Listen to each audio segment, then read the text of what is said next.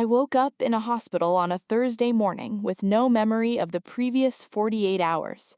Not a partial memory, not the hazy, incomplete recollection that sometimes follows illness or injury, the fragments that assemble themselves slowly into something coherent with time and rest. Nothing. A complete absence.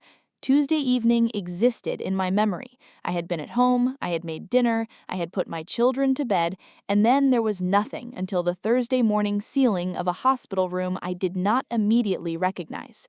I was 48 hours missing from my own life, and I did not know why. The first thing I was aware of was the ceiling, white acoustic tile, the kind that exists in every hospital I have ever been in, unremarkable and institutional. The second thing was the monitor, the soft, regular sound of something measuring my heartbeat, which was elevated in the way that hearts are elevated when the mind has just processed something alarming. The third thing was the light coming through the window in the door to the corridor, the specific fluorescent quality of hospital lighting at an hour I could not yet determine.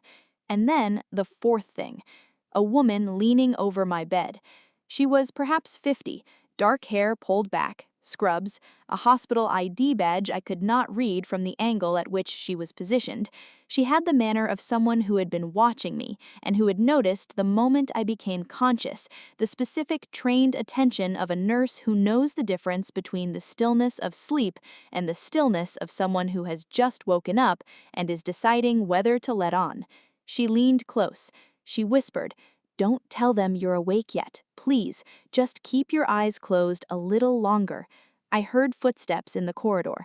I closed my eyes. I want to tell you about the next 6 minutes because they are the most important 6 minutes in this story.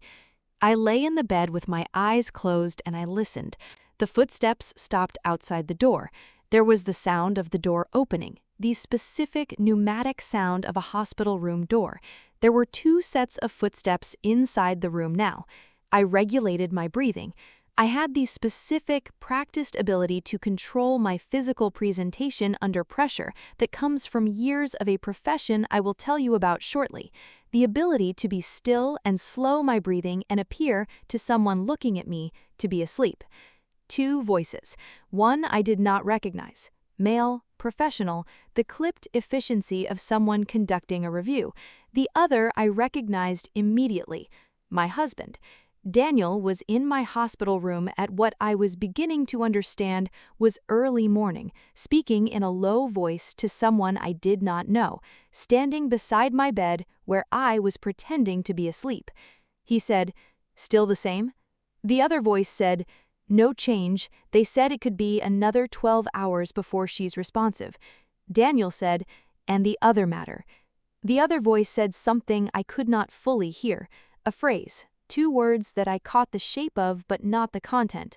Daniel said, "That needs to be handled before she wakes up." Then the footsteps again, the door, the pneumatic close, silence.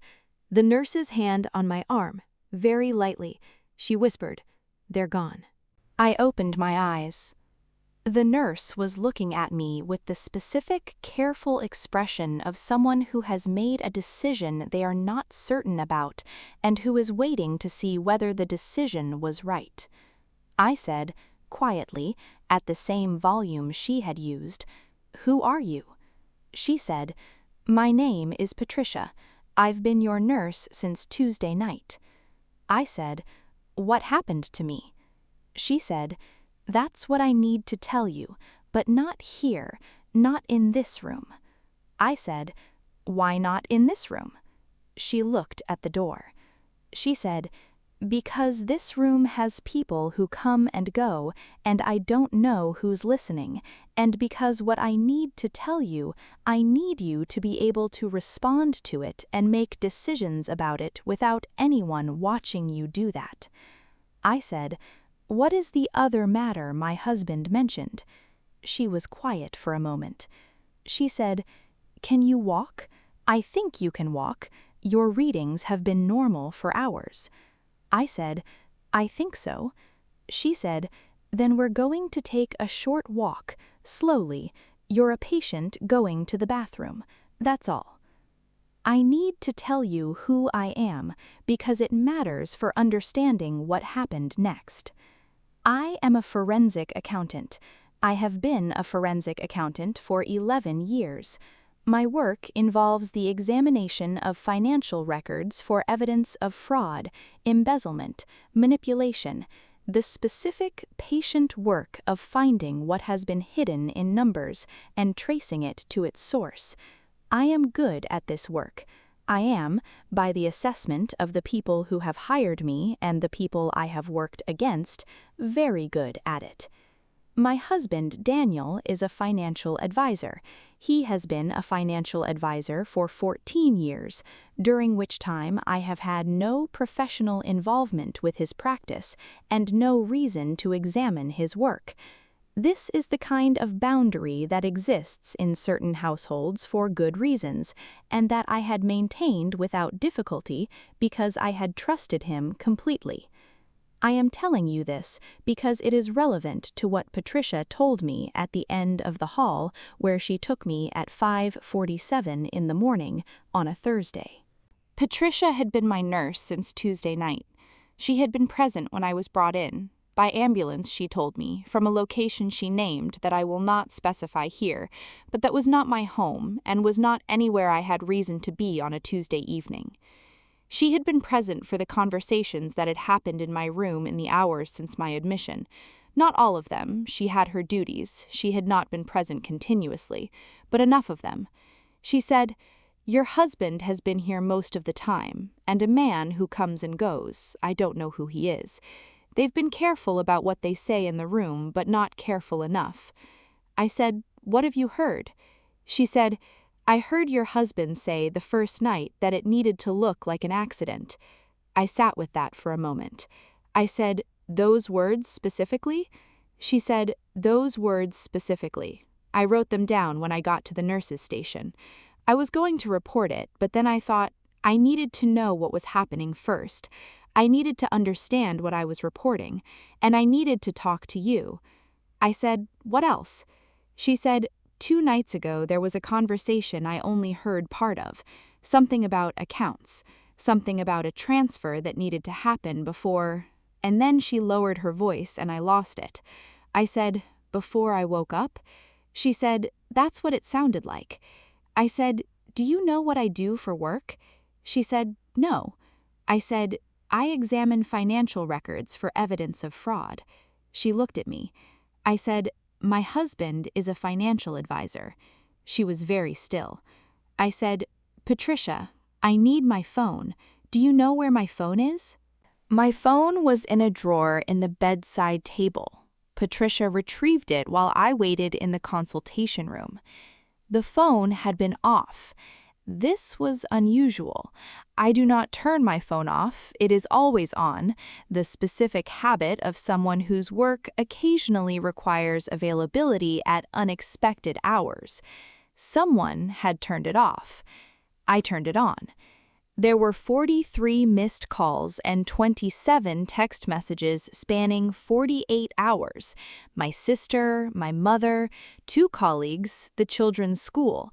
All the calls that accumulate when a person disappears from their own life for 2 days.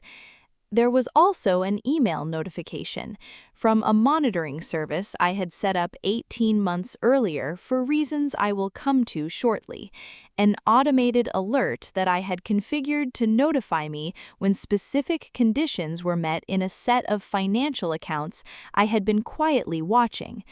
The alert had been triggered on Tuesday evening, at approximately the time I had no memory of. I opened the email. I read it. I sat in the consultation room for a moment. Then I called my attorney. I had set up the monitoring service 18 months earlier because I had seen something. Not something obvious, not something that would have been apparent to anyone who was not trained to look at financial records the way I was trained to look at them. A pattern, small, careful, the specific signature of someone who understood how to move money in ways that did not immediately announce themselves. I had seen this pattern in financial records I had no business looking at. I want to be precise about this. I had not been investigating my husband. I had not set out to examine his work. The records I had seen were records I had encountered peripherally. A document left open on a shared computer, a statement that had arrived in a physical envelope I had opened before I realized it was not addressed to me. What I saw in those records had taken me 3 weeks to decide what to do about. 3 weeks of the specific discomfort of someone who has professional expertise in exactly the thing they are looking at and who wishes profoundly that they did not. I had not confronted Daniel. I had not filed a report. I had set up the monitoring service, and I had waited, because I am someone who builds a complete case before I act, and because I had hoped, in the part of me that was not a forensic accountant, but a wife, that I was wrong. The alert on Tuesday evening told me I was not wrong. The alert told me that the condition I had identified as the trigger point, the specific transaction that watching for was happening, had occurred. 48 hours later, I was in a hospital with no memory of how I had gotten there, and my husband had been in my room saying that something needed to be handled before I woke up. I told my attorney all of this on the phone at 5:59 in the morning. She listened without interrupting. When I finished, she said, "Do not leave that hospital. Do not go back to that room without Patricia. I'm making calls right now." I said, "How long?" She said, 2 hours. Stay in that consultation room. I will not tell you the full details of what happened in those 2 hours and in the weeks that followed, because some of it is part of a legal proceeding that is ongoing, and because some of it involves my children in ways I will not make public. What I will tell you is what I know. The 48 hours I do not remember are documented, not by me, by the investigation that my attorney initiated and that the relevant authorities joined within the first 24 hours after I made my calls from the consultation room. What happened to me in those 48 hours is documented, and I will not describe it here, and it is part of the proceeding. Daniel is part of the proceeding. The man who came and went from my hospital room is part of the proceeding. The accounts I had been monitoring for 18 months, the transaction that triggered the alert on Tuesday evening, the transfers that had been attempted in the 48 hours after, all of it is part of the proceeding. My children are with me. That is what I will tell you about my children. They are with me, and they are safe, and they have a mother who woke up in a hospital on a Thursday morning and made the right calls and came home. Patricia received a formal commendation from the hospital for her actions. She had written down the words she heard, she had taken me to the consultation room, she had retrieved my phone. She had seen something wrong, and she had not managed her way around it. She had whispered, "I want to tell you about waking up." Not the Thursday morning in the hospital, though that was the more dramatic waking. The other waking, the one that had started 18 months earlier when I saw something in a financial document I had not been looking for and understood with the professional certainty that 11 years of forensic accounting produces what I was looking at. That was the harder waking, the one that happened in ordinary light at a shared computer in the middle of an ordinary day. I had looked at those records, and I had understood what they meant, and I had spent 3 weeks wishing I was wrong, and then set up the monitoring service because I was not wrong, and because understanding something true and refusing to act on it is not something I am capable of for very long. I am a forensic accountant. I find things in numbers. I find them even when I do not want to find them. I find them even when the finding is going to cost me something significant. The finding always costs something. The not finding costs more.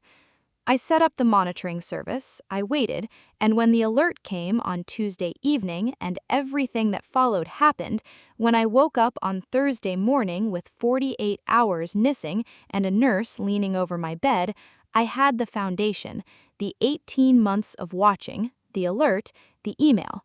I had the case. Not the complete case. The complete case was built in the weeks after by people better positioned to build it than I was, but the foundation, the thing that made the calls to my attorney and the relevant authorities not just possible but immediately actionable. Waking up and seeing clearly, even when seeing clearly is painful and expensive and requires you to act on what you see, is always better than the alternative. Even when the alternative is more comfortable, even when the alternative allows you to keep not knowing. See clearly, document what you see, make the calls. She doesn't stay silent, she doesn't stay broken, she rises.